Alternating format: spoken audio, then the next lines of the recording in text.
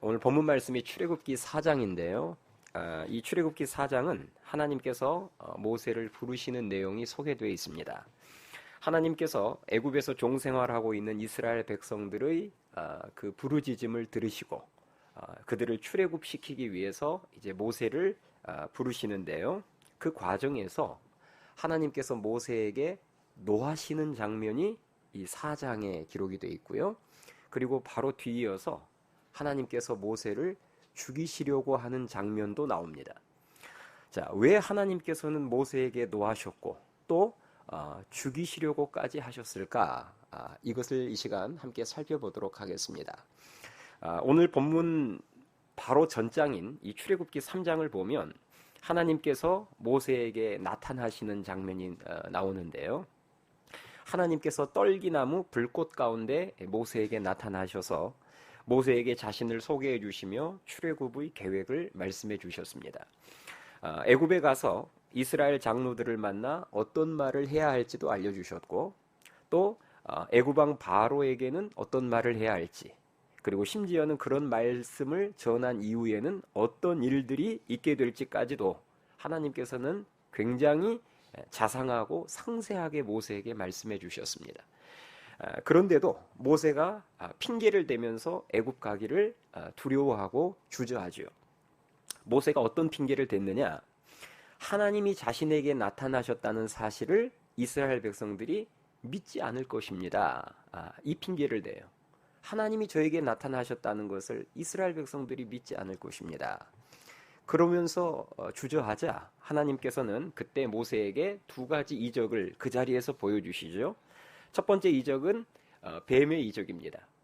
가지고 있는 지팡이를 땅에 던졌을 때 이 지팡이가 한순간에 뱀이 되고 그 뱀이 꼬리를 잡았을 때 다시 한순간 지팡이로 변하게 되죠. 그리고 두 번째 이적은 손을 품 안에 이렇게 넣어서 빼보니 한순간에 나병에 걸렸다가 문둥병에 걸렸다가 다시 품 안에 넣어서 빼니까 또 한순간에 깨끗하게 낫게 되는 그 나병의 이적이었습니다. 자, 우리 생각에는 이런 이적들을 하나도 아니고 두 개를 그 현장에서 체험했으면 그 즉시 애굽으로 달려갈 것 같은데 현실은 그렇지 않았어요. 모세는 또 다른 핑계를 대면서 주저하는데요. 자, 오늘 본문 10절 말씀을 한번 보세요. 자, 10절 말씀. 자, 10절 말씀 우리 한 목소리로 같이 읽겠습니다. 10절 시작. 모세가 여호와께 아뢰되 오 주여 나는 본래 말을 잘하지 못하는 자니이다. 주께서 주의 종에게 명령하신 후에도 역시 그러하니 나는 입이 뻣뻣하고 혀가 둔한 자니이다. 아멘. 무슨 말인지 아시겠죠? 자기는 말을 잘 하지 못해서 아무리 생각해봐도 어렵겠다는 거예요. 하나님의 부르심에 순종하기 어렵겠다는 거예요. 저는 말을 잘 못합니다. 우리가 이런 모세의 모습을 보면 참 놀랍지 않습니까? 자, 우리 생각에는 아까 뱀의 이적이나 나병의 이적 중에서 하나만 우리들에게 체험시켜 주시고 보여주셔도 우리 같으면은 갈 것 같은데 그렇지 않아요? 그런데 앞서 신기한 이 이적을 두 개나 체험을 했는데도 현실은 아직도 말 못한다는 것을 핑계대면서 못 가겠다는 거예요. 우리는 모세의 이런 모습을 보면서 깨달을 수 있는 게 있는데요. 신기한 기적을 체험해서 얻는 믿음이 생각보다 견고하지 않다는 것입니다. 왜냐하면 신기한 기적은 항상 있는 것이 아니기 때문이에요. 그래서 신기한 기적을 체험한 그 순간에는 믿음이 생겼다가도 그 기적이 사라져서 다시 경험할 수 없게 되면 다시 믿음까지도 흔들리기가 쉽습니다. 그러나 하나님의 말씀은 영원하지요. 항상 변함없이 우리 곁에 있으며 그 말씀은 반드시 성취됩니다. 그래서 영원한 말씀의 신앙에 뿌리를 둔 사람들은 그 말씀의 뿌리를 둔 신앙은 기적의 뿌리를 둔 신앙보다 쉽게 흔들리지 않고 훨씬 더 견고함을 믿으실 수 있기 바랍니다. 그러므로 우리는 신비한 기적이나 신비한 체험을 찾아다니면 안 됩니다. 정황무오하고 항상 우리 곁에 있는 진리의 말씀의 신앙의 뿌리를 내리고 그 말씀을 날마다 읽고 듣고 순종하면 기적은 자연스럽게 우리를 따라오게 됨을 믿으실 수 있기 바랍니다. 기적을 찾아다니는 인생이 아니라 말씀에 순종함으로 기적이 따라오게 만드는 인생들이 될 수 있기를 주님의 이름으로 축원합니다. 모세가 하나님께 자기는 말을 잘 못해서 애굽에 갈 수 없다라고 이렇게 이야기하자 하나님께서는 이렇게 말씀하셨어요. 그런 모세에게. 자, 오늘 본문 11절 12절. 자, 11절 12절 한 목소리로 같이 읽겠습니다. 11절 12절 시작.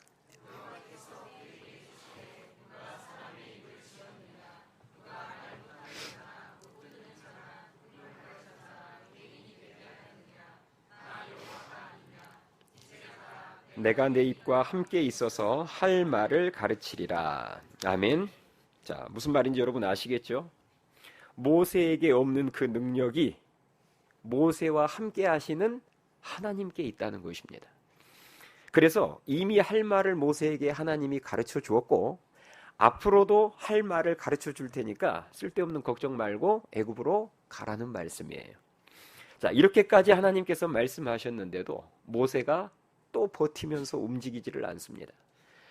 그래서 13절에 보면 오 주여 보낼 만한 자를 보내소서 이렇게 말하면서 또 순종하기를 거부해요. 그러자 지금까지 참고 계셨던 하나님이 폭발하시는데요. 자, 14절을 한번 보세요. 14절에 보시면 여호와께서 모세를 향하여 뭐 했다고 나오죠? 노하여 이르시되 하나님이요. 이제 드디어 이제까지는 참 신사적으로 모세야 이야기를 하시다가 하나님이 뚜껑이 열려버린 거예요.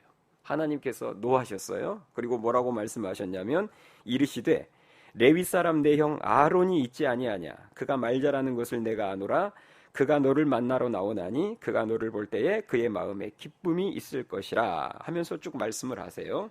자, 저는 개인적으로 성경을 이렇게 통독할 때마다 이 장면이 나오면 솔직히 항상 조금 웃깁니다.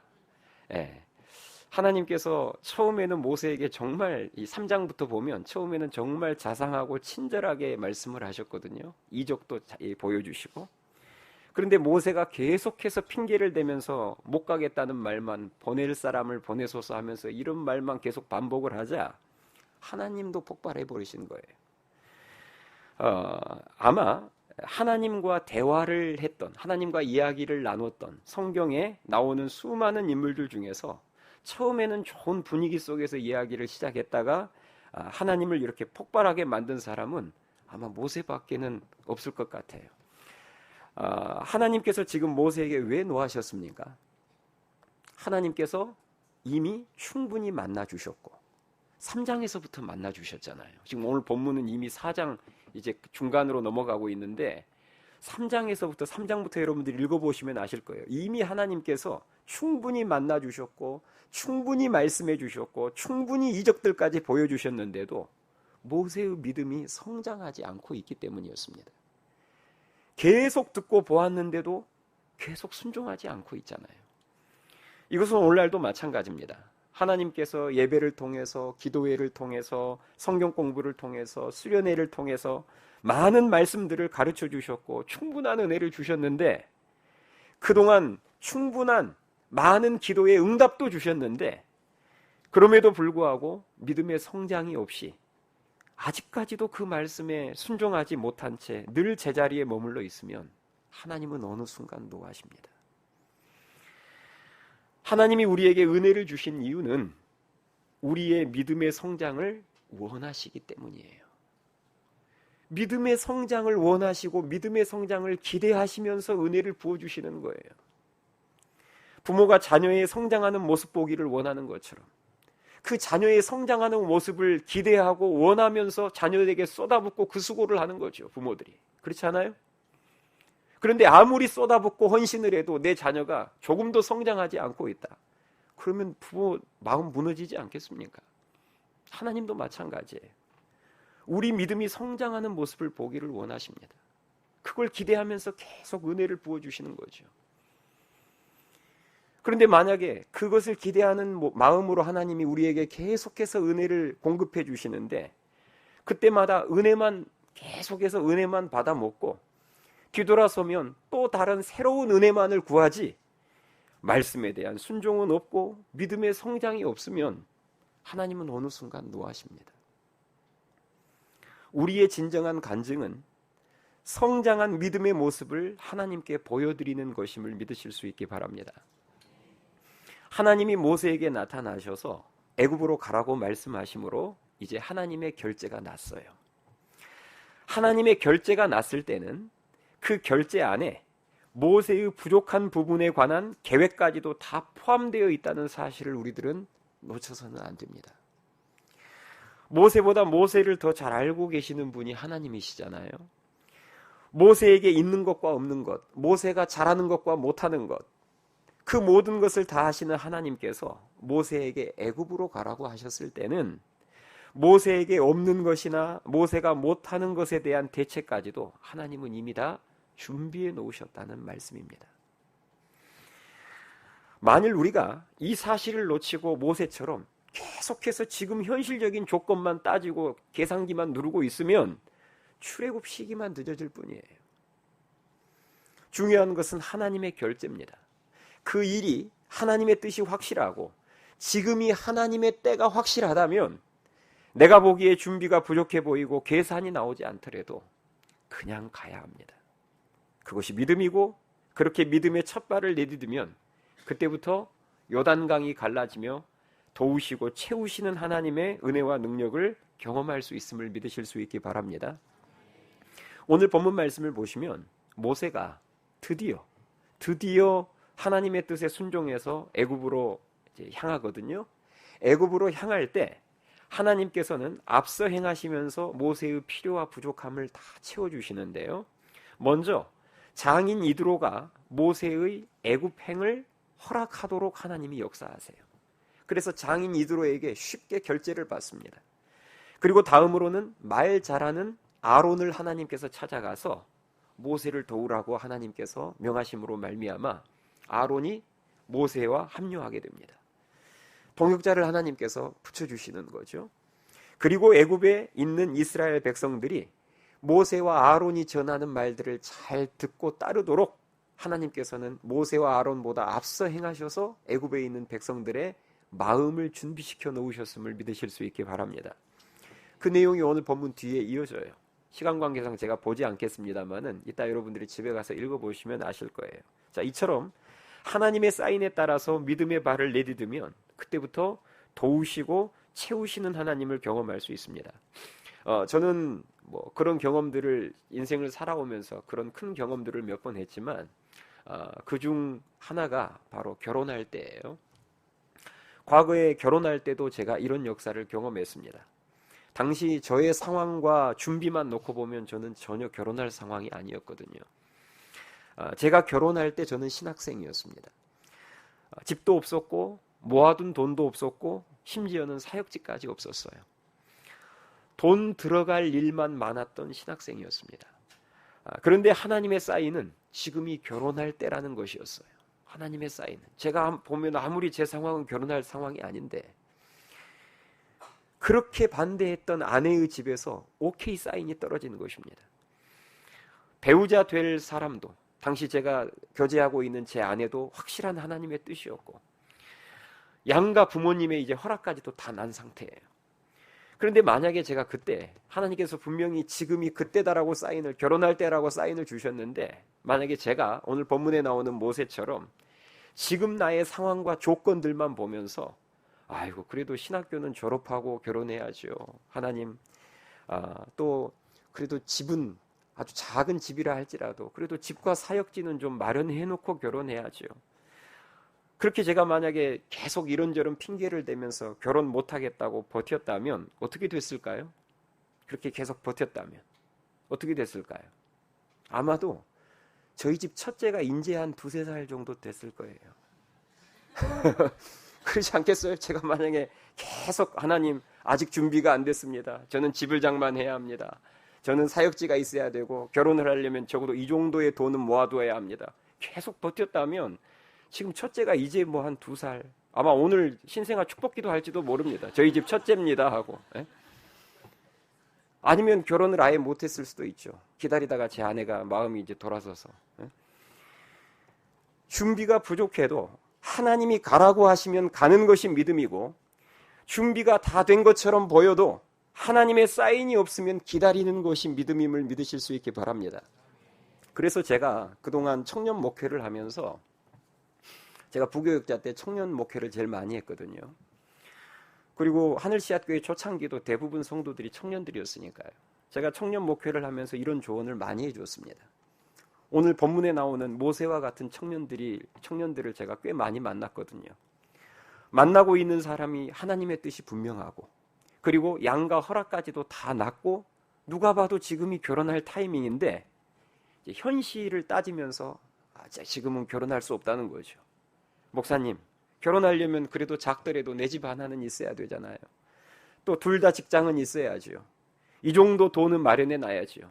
또 지금 하고 있는 석사 과정, 박사 과정은 마쳐야죠. 아무튼 이런저런 핑계를 대면서 결혼을 지금 못하겠다라고 버텼던 청년들, 제가 제 간증도 이야기를 해주면서 막 제가 떠밀었습니다. 결혼하면 하나님께서 다 채워주실 것이다. 다 채워놓고 결혼하려고 하지 말고, 배우자가 하나님의 뜻이 확실하고 지금이 하나님의 때라는 확신만 주시면 무조건 그냥 결혼해라. 그래서 제가 막 떠밀었어요. 지금 다 잘 살고 있습니다.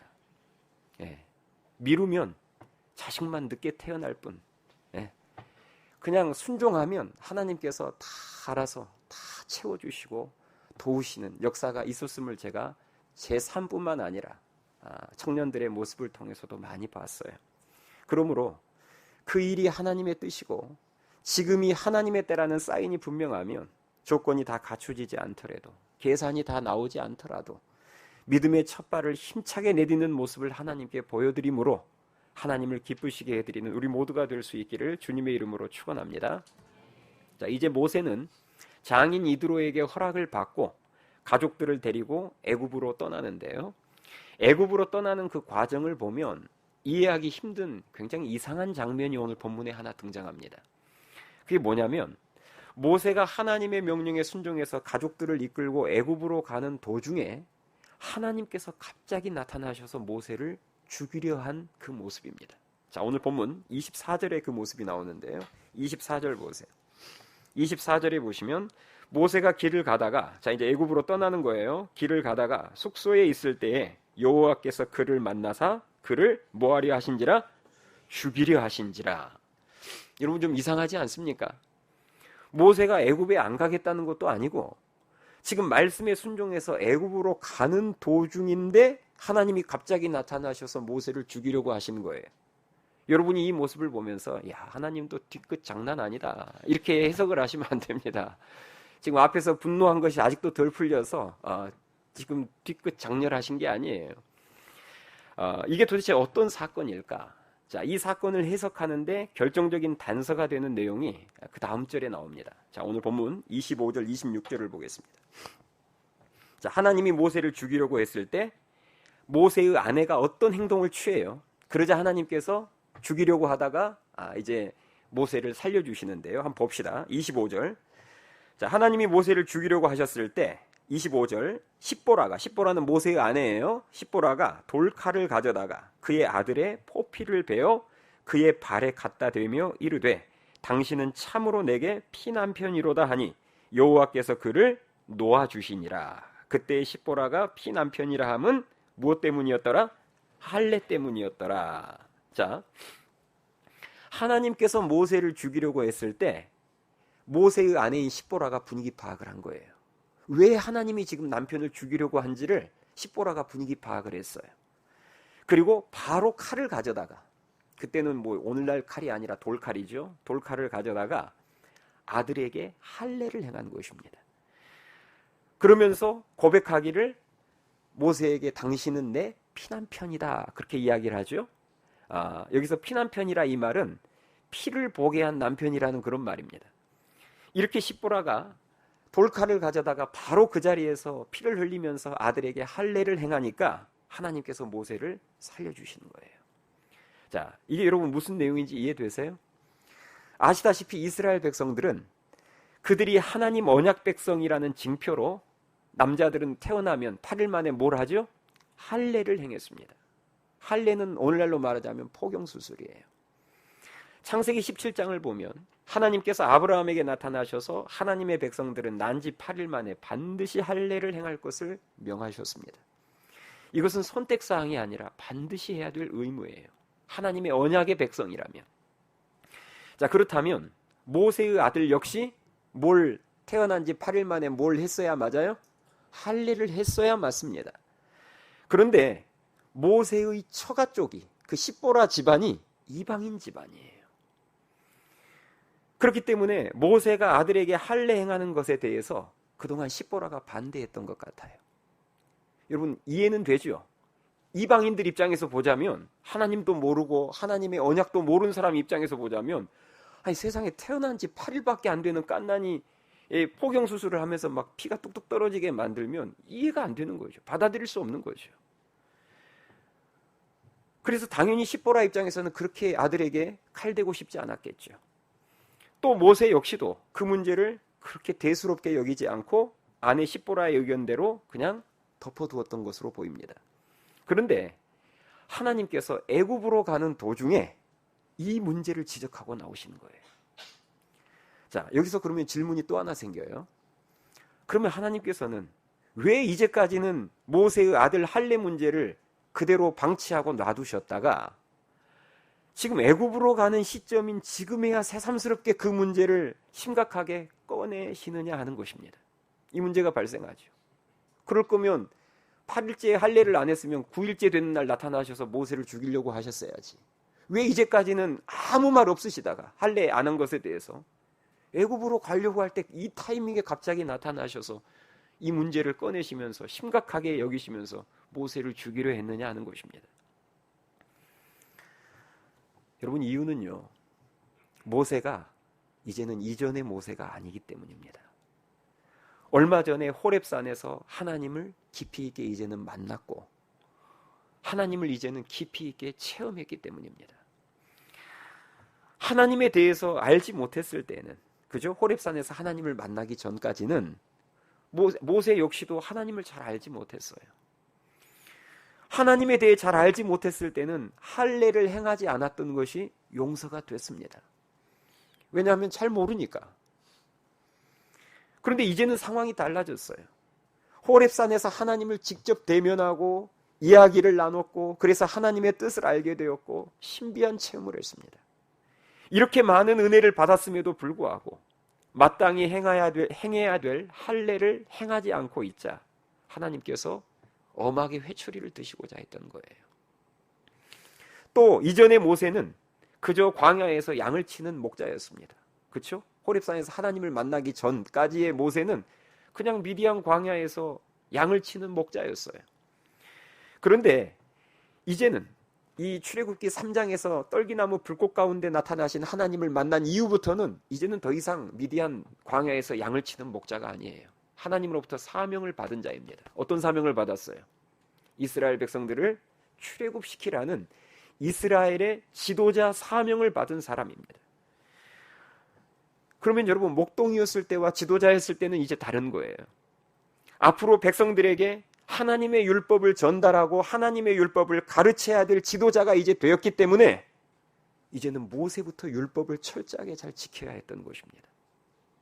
그래서 하나님이 이 타이밍에 나타나셔서 왜 너는 율법을 지키지 않느냐, 하나님 언약의 백성으로서의 그 할례를 아들에게 행하지 않느냐, 하나님께서 책임을 물으시는 거예요. 여기서 우리가 알 수 있는 사실이 무엇이겠습니까? 하나님께서는 우리에게 은혜와 직분과 사명을 주신 만큼 우리가 변화되기를 원하신다는 것입니다. 우리의 신앙이 성장하기를 요구하신다는 거예요.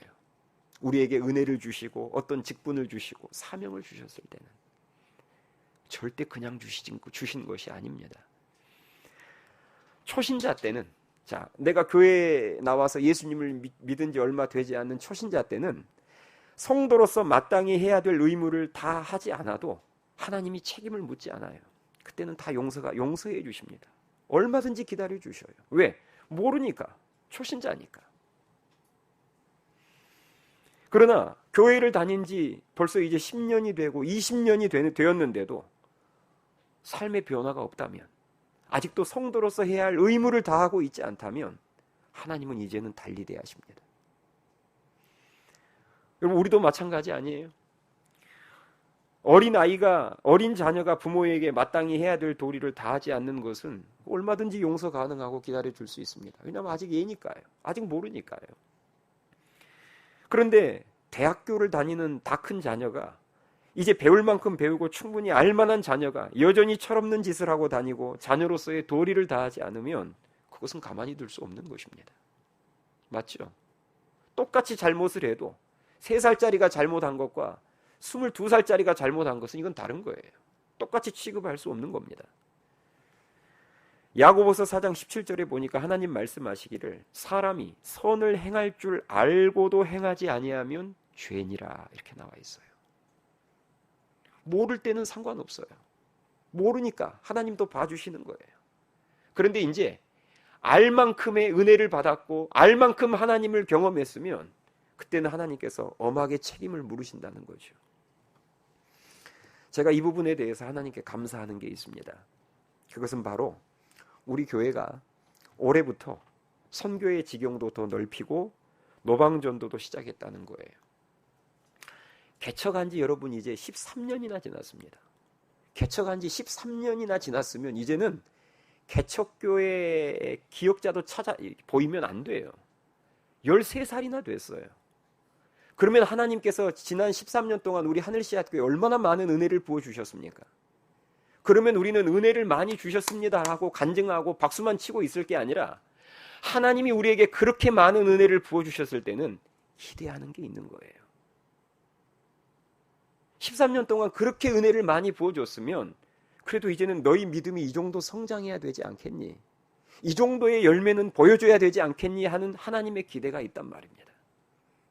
그런데 우리가 지금 이 13년 차가 되었을 때 드디어 선교의 지경도 더 넓히고 이제는 노방전도도 시작하는 그 모습과 열매들을 볼 때 정말 이제 하나님께서 기대하시는 그런 열매와 모습들, 그런 신앙이 성장하는 모습들을 조금이나마 하나님께 보여드리는 것 같아서 그게 제 마음속에 참 감사한 거죠.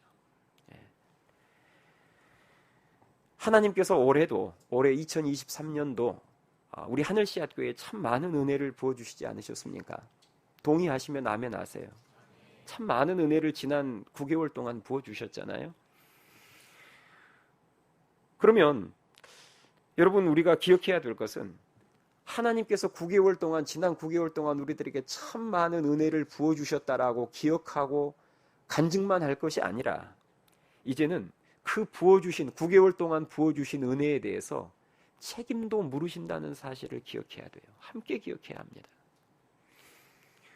그렇기 때문에 우리는 이제 9월 거의 다 지났으니까 10월, 11월, 12월 남은 3개월 동안 또 새로운 은혜만을 구할 것이 아니라 지난 9개월 동안 우리들에게 베풀어 주신 그 은혜에 대한 분명한 열매를 남은 3개월 동안 준비해야 될 줄 믿습니다. 이게 맞잖아요. 하나님이 어떤 열매, 성장을 원하시고 지난 9개월 동안 은혜를 부어주셨다면 우리가 지금 점검해야 될 것은 하나님께서 이렇게 은혜를 부어주셨는데 과연 내 삶이 얼마나 달라졌을까? 내 믿음이 얼마만큼 성장했을까? 이것을 점검해야 되는데 우리는 그런 것은 관심이 없습니다.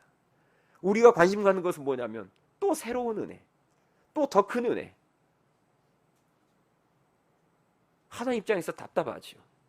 성장하고 변화되라고 은혜를 주었는데 성장 변화는 관심도 없고 계속해서 은혜 받기를 원하고 또 위로만 받기를 원하고 또 은혜 받기를 원하고, 그러니 목사도 미치는 거예요.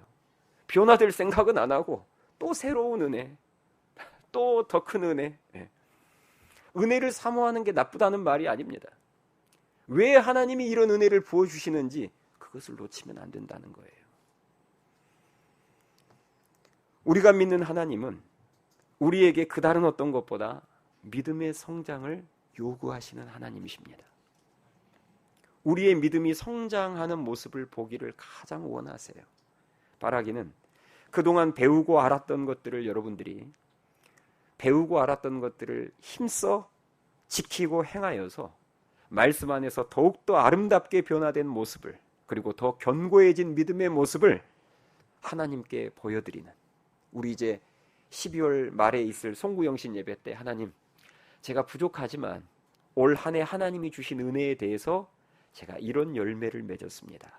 제 삶에 이런 아름다운 변화가, 온전하지는 않지만 이런 변화가 있었습니다 하고 하나님 앞에 자신의 열매를 내어 보일 수 있는, 그 믿음의 진보를 하나님 앞에 내어 보일 수 있는 하나님의 자녀들이 될 수 있기를 주님의 이름으로 축원합니다. 찬양하시겠습니다.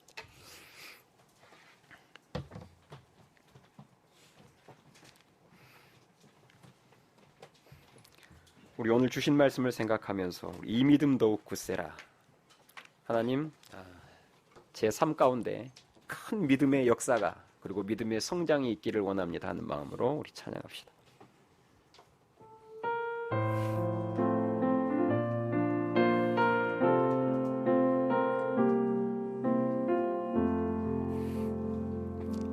여기에 모인 우리 주의 은총 받은 자여라. 주께서 이 자리에 함께 계심을 아노라. 언제나 주님만을 찬양하며 따라가리니 시험을 당할 때도 함께 계심을 믿노라. 이 믿음도 굳세라. 주가 지켜주신다.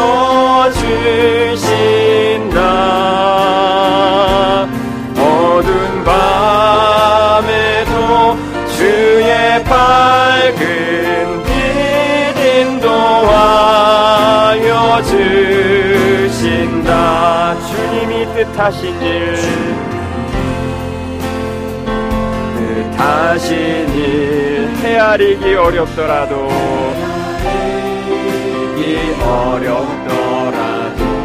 언제나 주 뜻 안에, 주 뜻 안에 내가 있음을 아노라. 사랑과 말씀들이 나를 더욱 새롭게 하니, 때로는 넘어져도 최후 승리를 믿노라. 이 믿음도 굳세라. 주가 지켜주신다.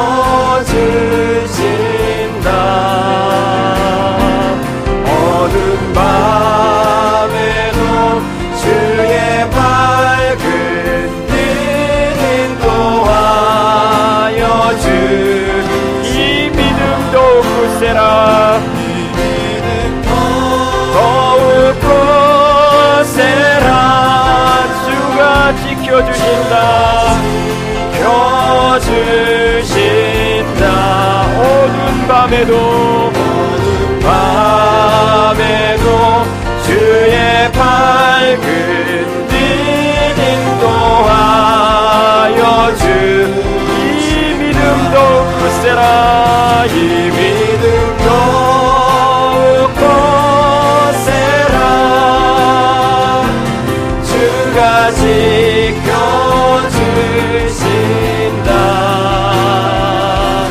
어두운 밤에도 주의 밝은 빛 인도. 우리 기도하는 심정으로 마지막으로 다시 한번 고백합니다. 이 믿음도 굳세라. 굳세라. 주가 주가 지켜주신다.